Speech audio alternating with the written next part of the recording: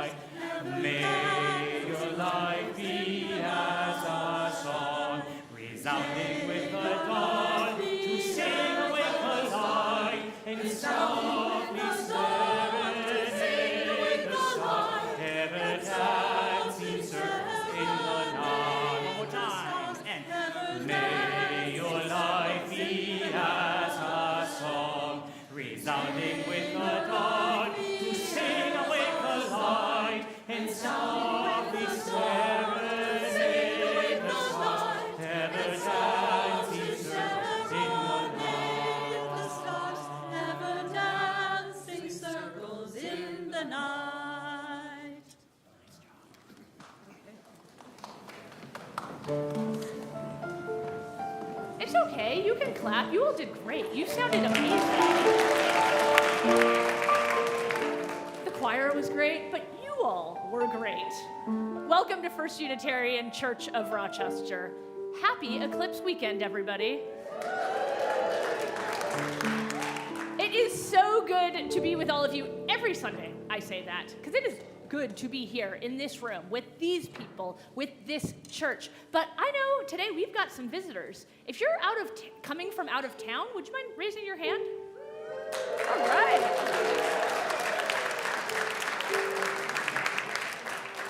Welcome so very much. Welcome to Rochester. Welcome to the Greater Finger Lakes region. Welcome to First Unitarian.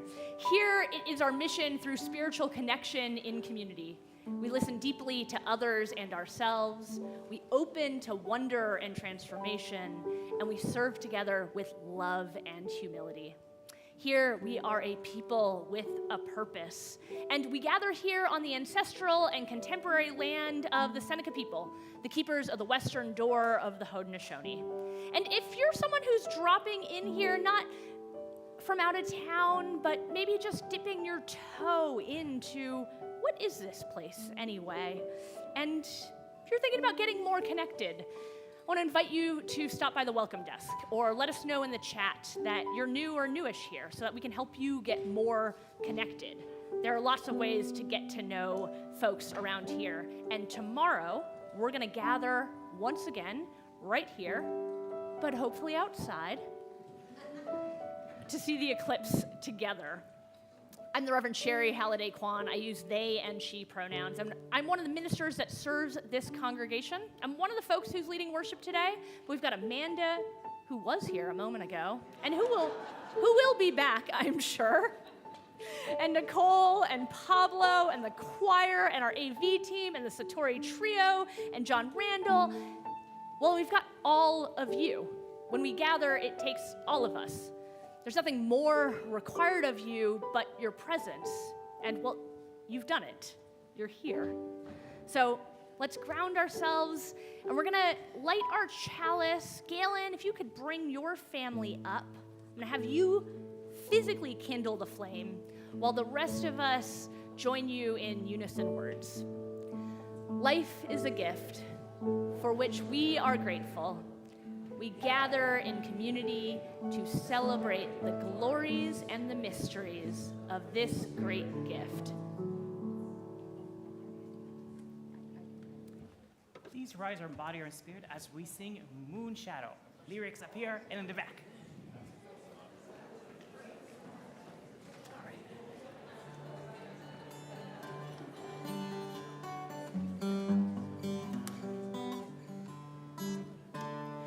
I'm being followed by a moon shadow.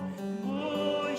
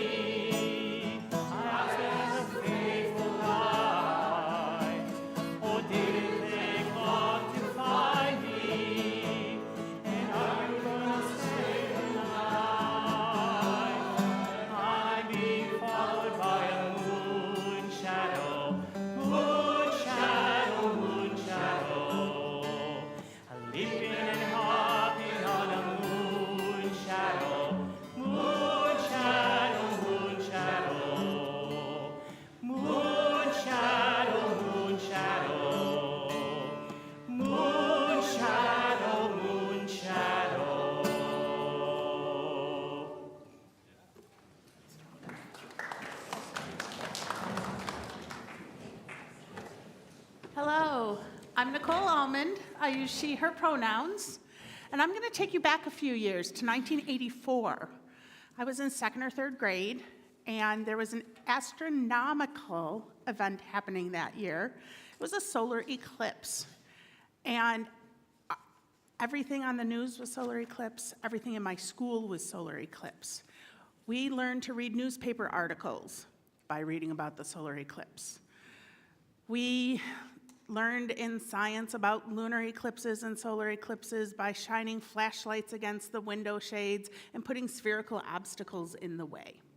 We made pinhole cameras in math class so that we could observe the solar eclipse safely. And our homework assignments every night were to go home and watch the news broadcasts and write paragraphs about the solar eclipse.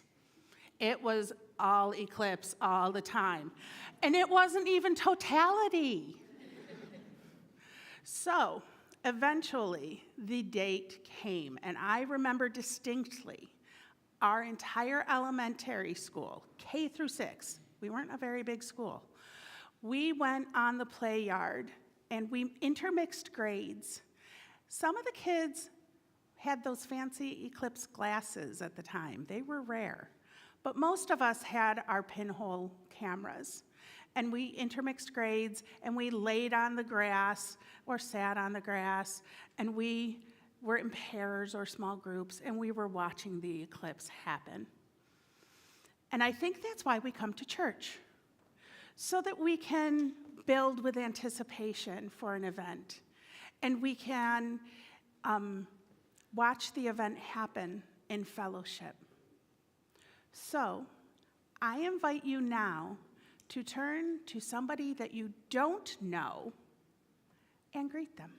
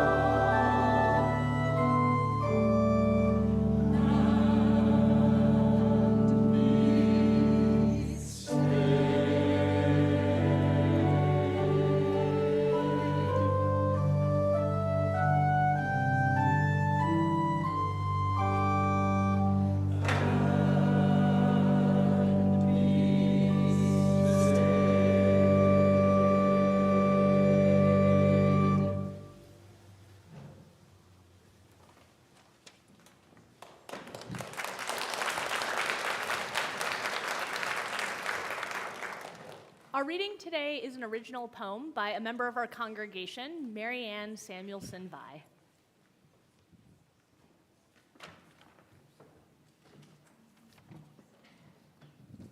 Wonders of a solar eclipse. A solar eclipse is broad daylight in shadows. A solar eclipse is an unimaginable display of luminescent lunar and extraordinary solar. A solar eclipse is a wispy cloud of light around a soot-colored moon. A solar eclipse is an astronomical wonder only one strip of world can see.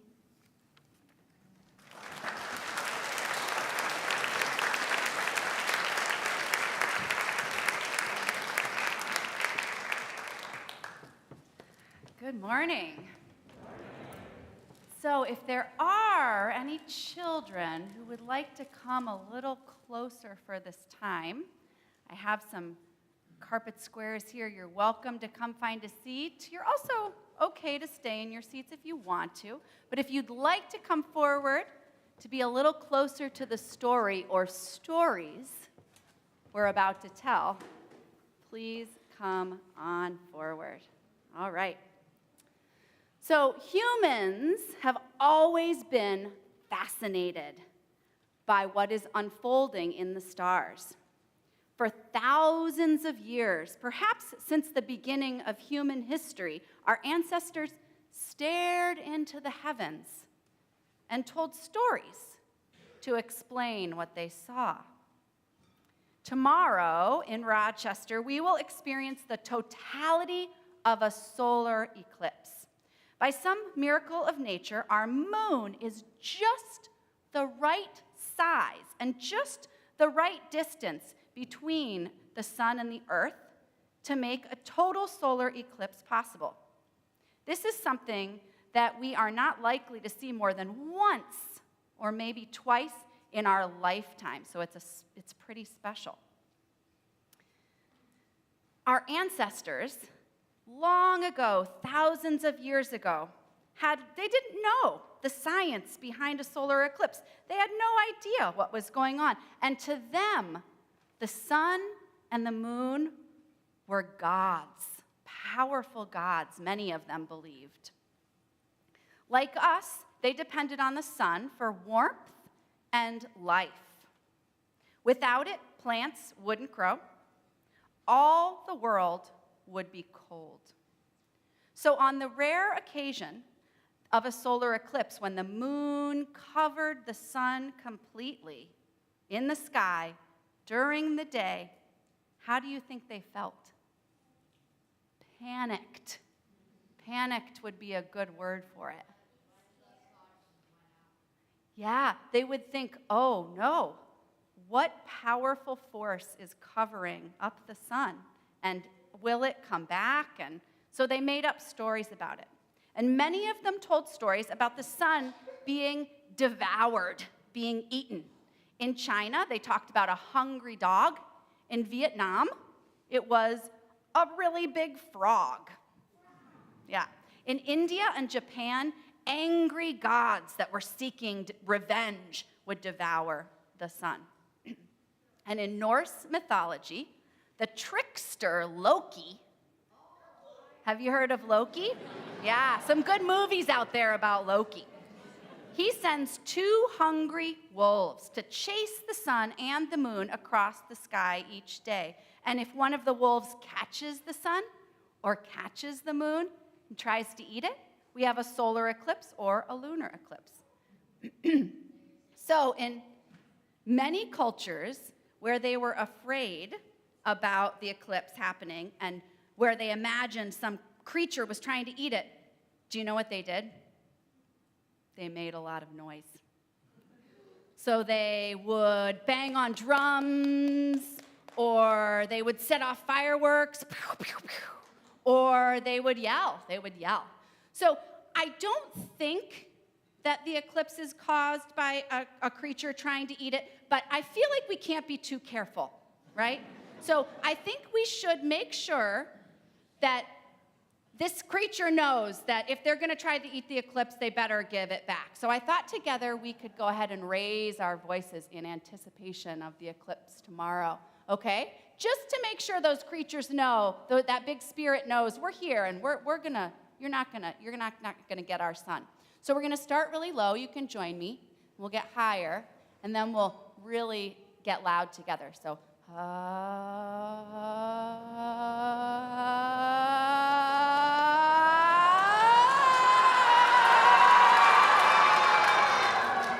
Good. Okay, I think that big creature that's going to try to eat the sun, knows we mean business. Yeah.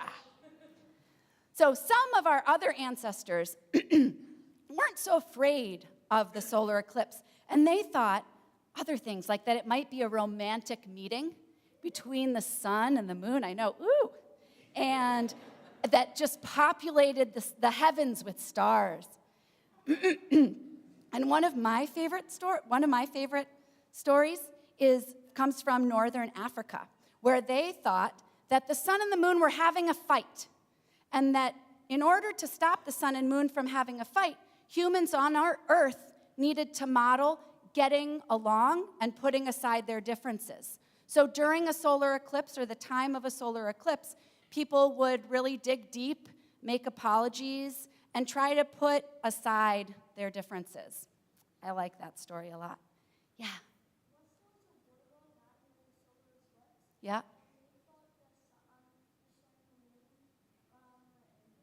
Yeah. Whoa, what a story. Once there was a war going on during a solar eclipse, and the people fighting the war thought the sun and the moon were angry, and so they stopped the war. What a story. What a story. Thank you for sharing it. Yeah. So today we know that the sun is a star and that the moon is a broken off piece of our earth that orbits our planet. Isn't that incredible? Every 20 years in our area of the world, we experience a solar eclipse and have a chance to witness the sun and the moon coming together. This union will only last for a few minutes, but the effect will be powerful. May we stay open to the power and mystery of this sacred celestial miracle. And may the story unfold in your hearts until we meet again. And I believe we have another story. We do, and I could use some help with this story. So Amanda, when she first was talking about this, she talked about the Chinese story where the dog eats the moon. But she actually, when she first told me, was like, actually, it's a dragon.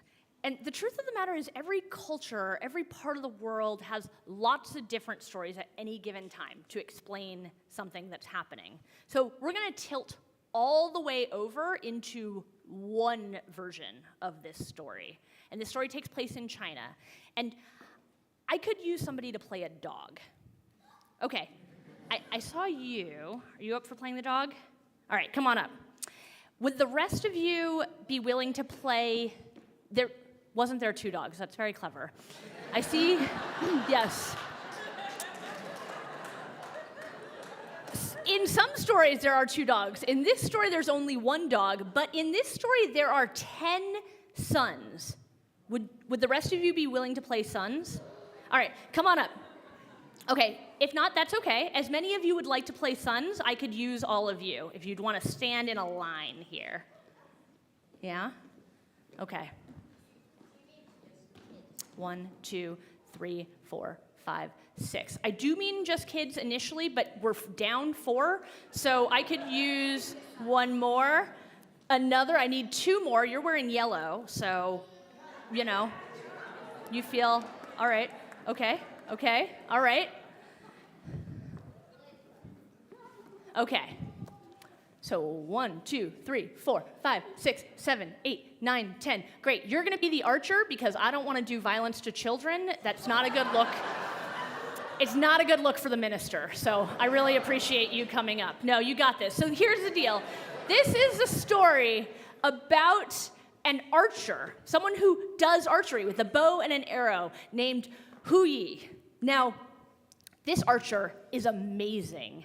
He, when necessary, can protect his people by slaying beasts and dragons and all sorts of things that people who are great archers have to do.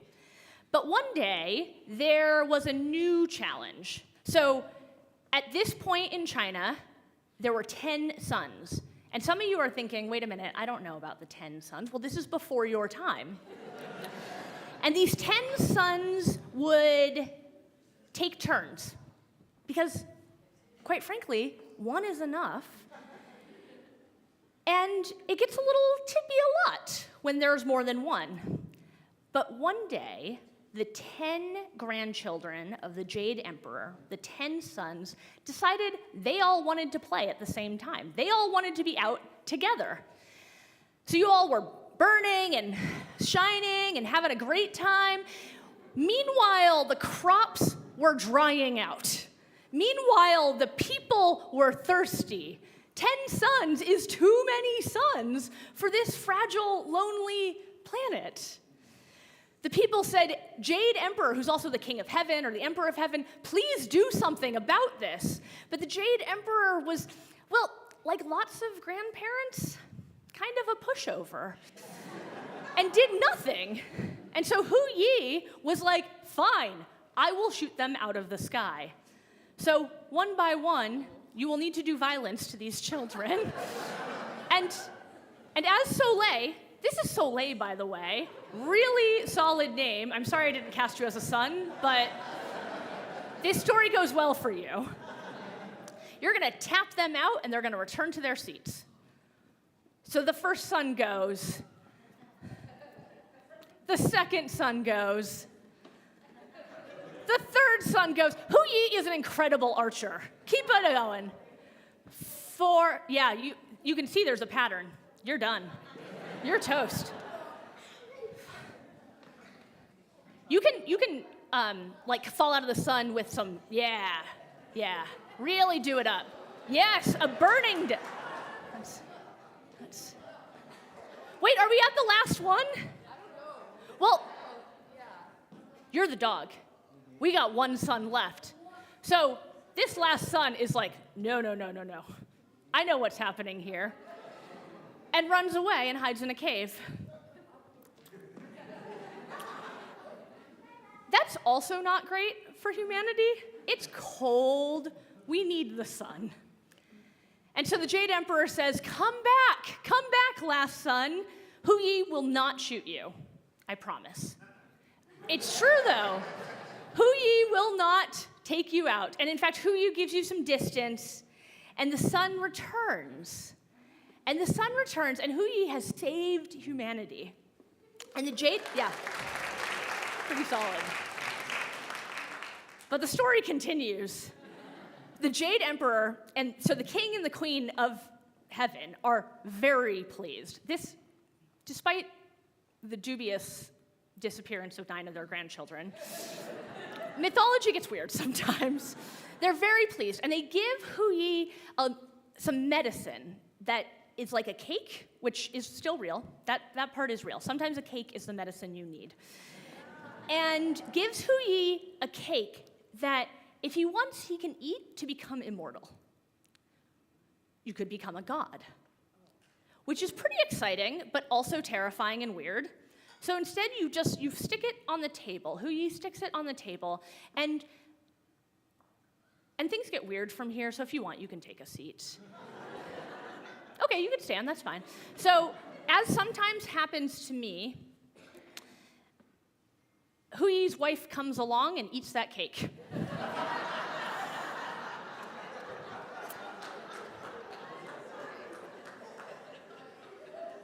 I'm sorry.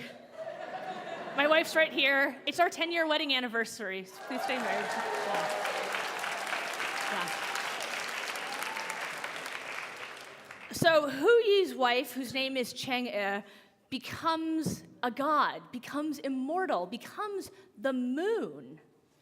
Beautiful, luminous, like my wife. And goes up into the celestial sphere to shine. But Chang'e didn't eat all of this cake medicine. She left some for her husband. But as sometimes happens to me, the dog comes along and eats it. So that's you. Yes, and the dog also becomes immortal and goes up to the celestial sphere and gets hungry and eats the moon. Yeah, we didn't cast the moon for this reason. Yeah. So you've eaten the moon, and the Jade Emperor comes back and is like, look, this story has gotten very weird, and we actually do need both the sun and the moon. So could you, dog, vomit up the moon? And this dog, like every dog, was a very good boy and did as he was asked. And there was a moon and a sun. And in this celestial sphere, sometimes the dog still gets hungry and sometimes eats the moon or the sun. So that's one thing that's going to happen tomorrow. Thank you all. Thank you.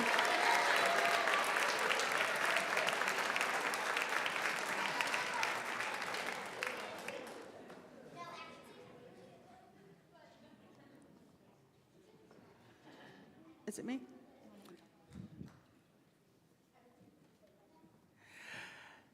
Children, thank you for your participation. You can now return to your seats.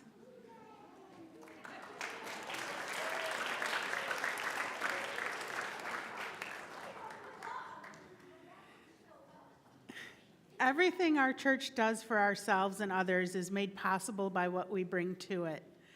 Each week, we practice shared generosity to support the work and witness of Unitarian Universalism in Rochester. And half of our Sunday offering goes to a partner organization working to create a more just and loving world. Today, we share our plate with the Tom Fry Storybook Trail. This is a nature trail that has elements of stories dotted along it. Tom Fry is a former county executive and member of this congregation. In the spirit of abundance and generosity, our offering will now be received with gratitude.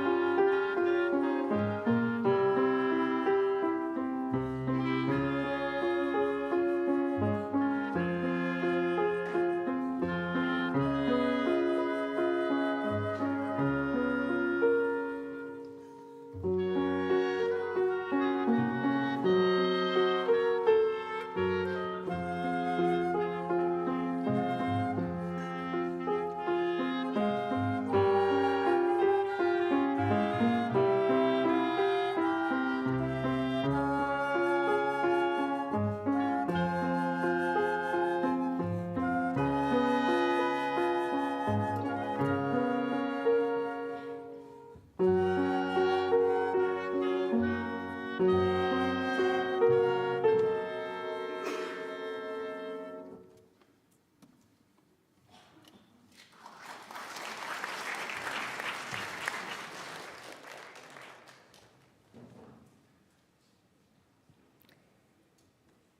is another story of Eclipse.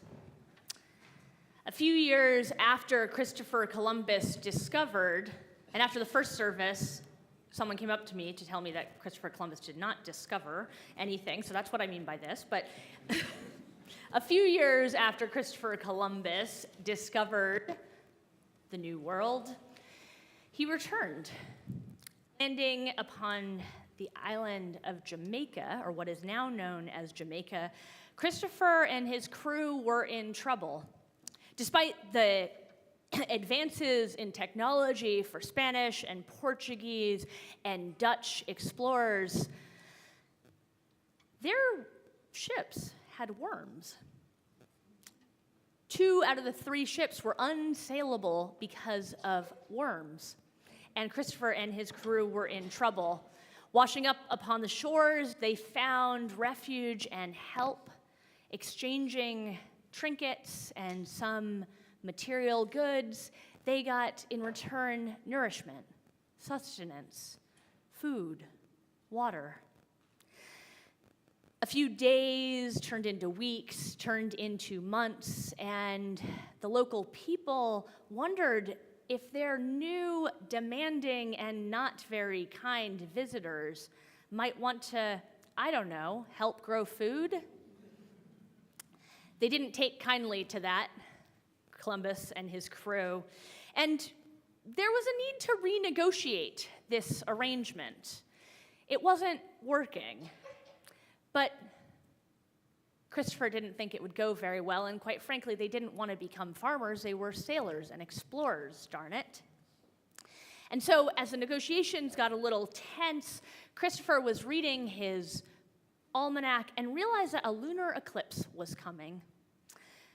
He told the leader of the Arawak people that in 3 days' time, his God, the God of Jesus Christ, would blot out the moon as a demonstration of anger, which sounded bizarre, but other things had happened like this.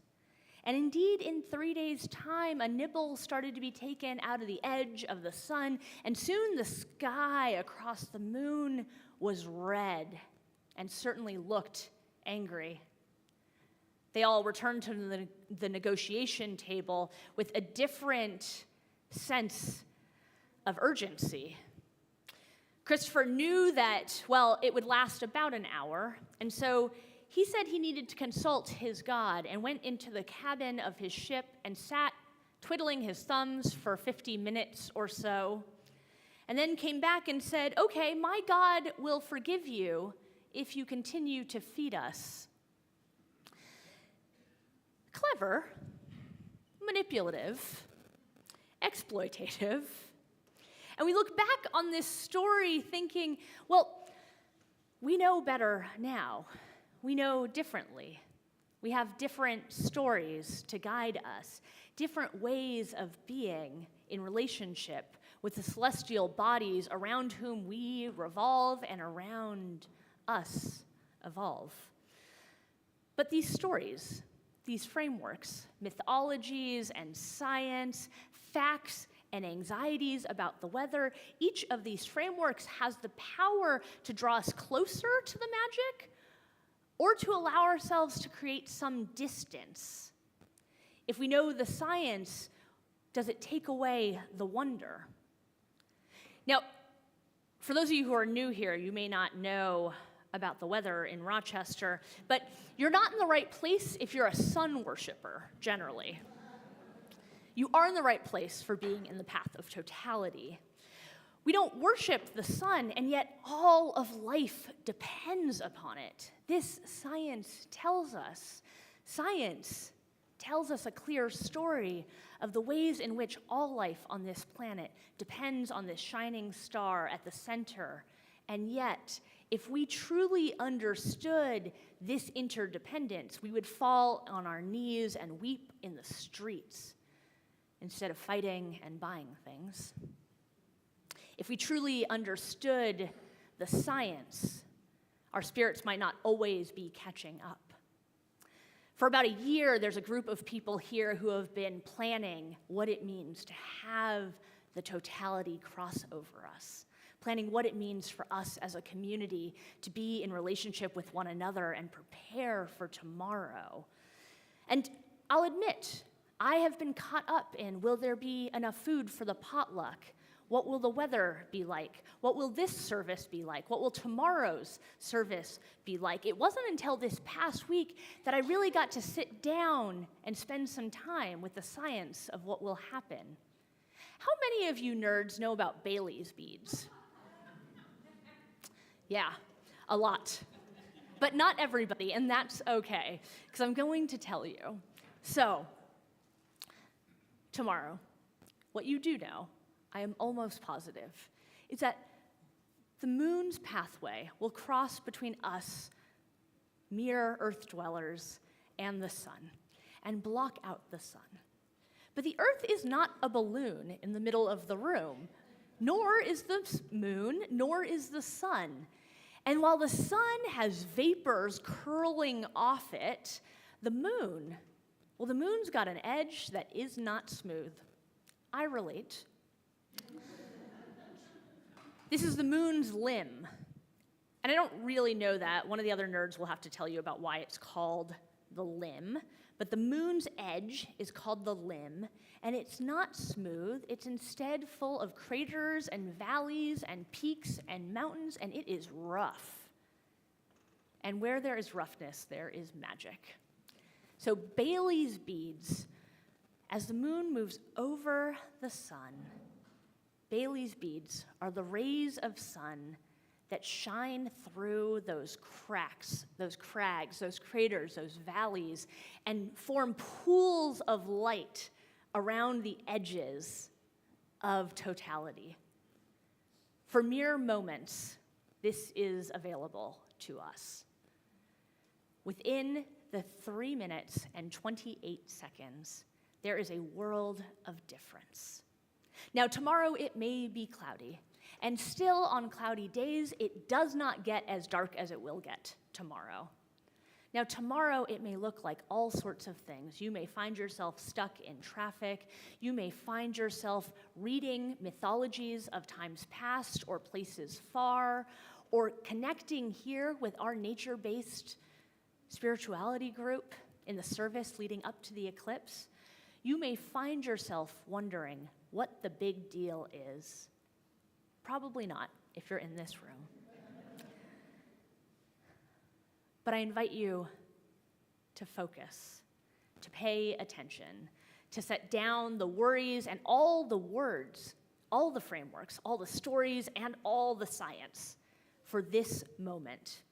Those frameworks that allow us to get closer in anticipation and to put some distance in the moment. We return to the patron saint of Unitarian Universalism for instruction tomorrow, Mary Oliver, the poet. She gives us instructions for living a life. Pay attention. Be astonished. Tell about it. None of these too fast, but the invitation is clear.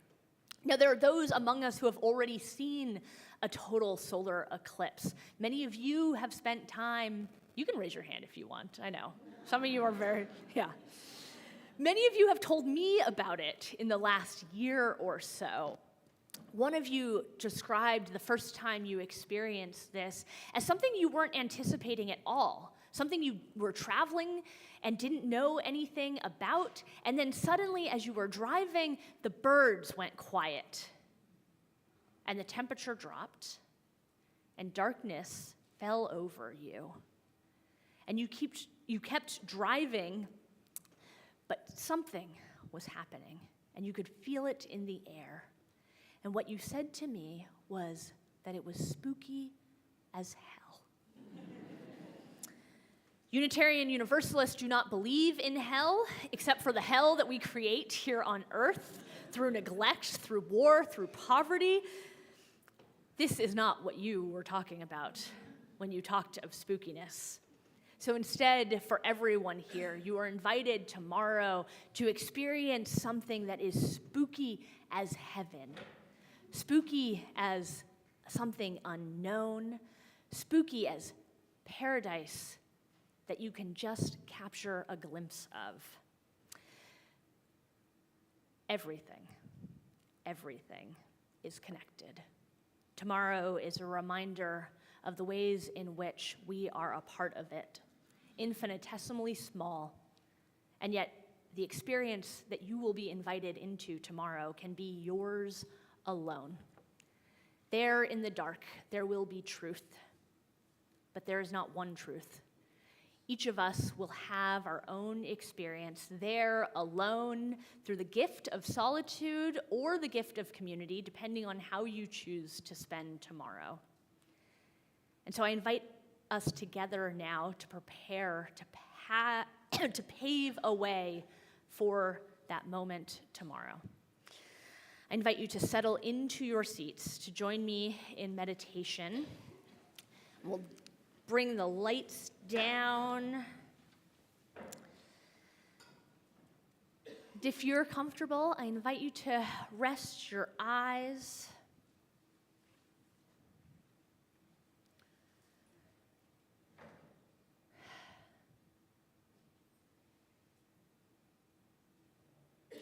Spirit of life, universe that holds us, moon in the sky and sun beyond, and suns beyond and beyond and beyond.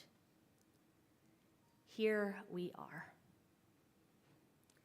In the next 25 hours, so much will occur. Meals to prepare, worries to tend to, people in other places. For 3 minutes and 28 seconds, let us simply be here. Right now, in this moment, let us focus on our breath, on the space between the synapses in our nerves, the space between our own bodies and that of other bodies here in the cosmos. Help us to feel the warmth of the sun. Underneath this solid ground is a churning pool of heat. Let the warmth of that fire move up into our bodies, through our feet and legs, into our core,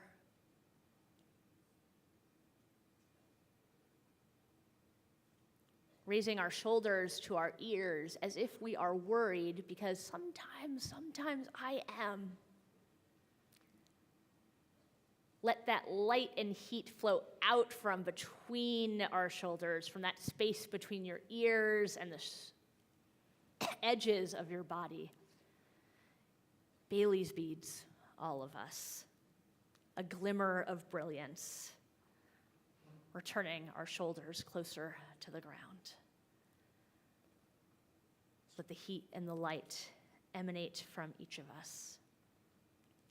Let us know that whatever happens, we are a part of it, and each of us carries a piece of the truth.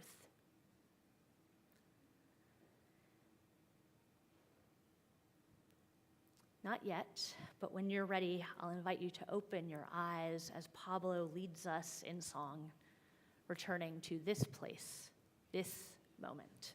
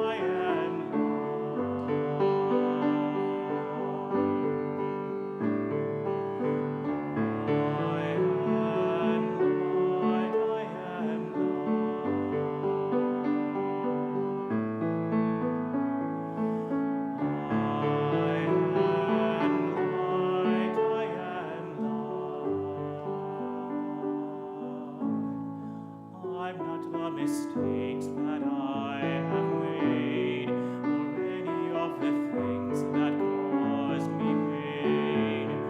I am not the pieces of the dream I left behind. I am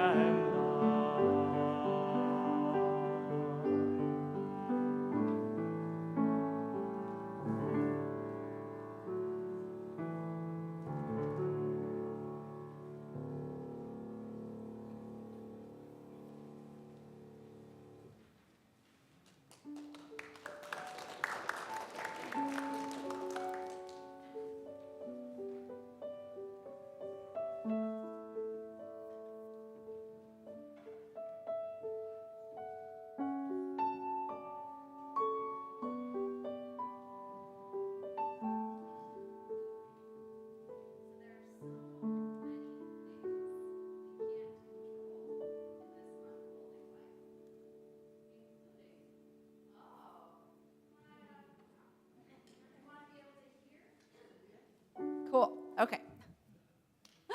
There are so many things we can't control in this unfolding life. Luckily, microphones are one of the things we can control. But the weather is something that we cannot control. And we're all hoping, I imagine, for clear skies tomorrow for our eclipse viewing. So in the spirit of embracing wonder and awe and flexibility about whatever may unfold, I invite you to stand and join me in a movement prayer. So you can stand up. And we will try and exercise whatever influence we might have on the weather tomorrow. So I will share the movements and the words one time through. You can join me as you're willing and able. The second time through, I invite all of you to join me in this movement prayer. May we soften our gentle hearts to the experience of awe. Open our eyes to wonder that is all and always around us. Set our collective intention for clear skies tomorrow. And now is when we enter into the dance improvisation part of our poem. So we're moving the clouds aside, pushing them away, maybe flicking them, possibly blowing them, moving these clouds out of the way in hopes of clear skies. Spirit of life, let us see clearly and feel clearly. Let us open fully to mystery and wonder. And if you are so inclined, let tomorrow be a clear and sunny day. So one more time, may we soften our gentle hearts to the experience of awe. Open our eyes to the wonder that is all and always around us. Set our collective intention for clear skies tomorrow. Spirit of life, oh, we can't forget. Let's remember, oh, don't forget. We've got to get those clouds. Flick them, poke them out of the way. Go, all right. Spirit of life, let us see and feel clearly. Let us open fully to the mystery and wonder. And if you are so inclined, the Spirit of life is everywhere, not just up, right? If you are so inclined, let tomorrow be a clear and sunny day.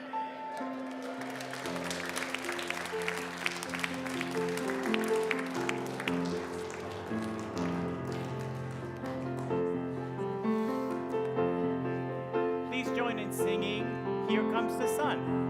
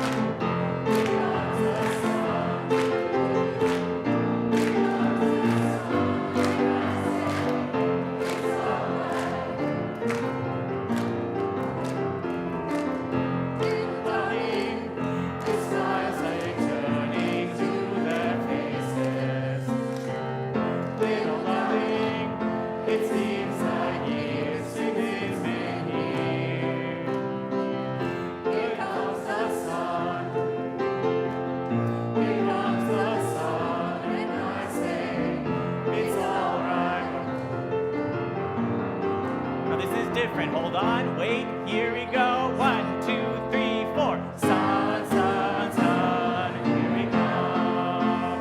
Here we go. And sun, sun, sun, here we come. 2 more. And sun, sun, sun, here we come. Last one. And sun, sun, sun, here it comes. And little darling.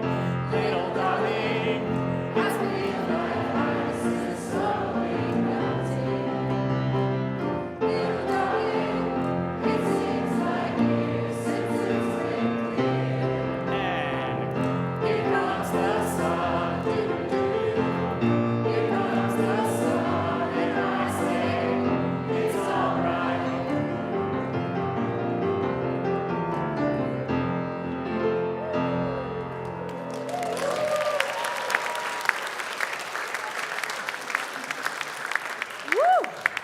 All right, as you can tell, we're excited about the eclipse. We'll be right back here tomorrow, starting at 1. We've got yoga and meditation, and our nature-based spirituality group is doing a service right before totality. And then after totality, there's a service, lots of music. Isn't Pablo great? Yeah. And then after some music, some poetry, a potluck. It's going to be a great day tomorrow, wherever you choose to be. I'll be here. I hope you are too. For now, let's eclipse our chalice with our unison words. We extinguish this flame, but not the light of truth, the warmth of community, or the fire of commitment. These we carry in our hearts until we are together again. Pay attention. Be astonished. Tell about it. This world reaches out to us. May we respond with love and with courage. Go in peace. Go in bravery. Go in love. I love you. Amen.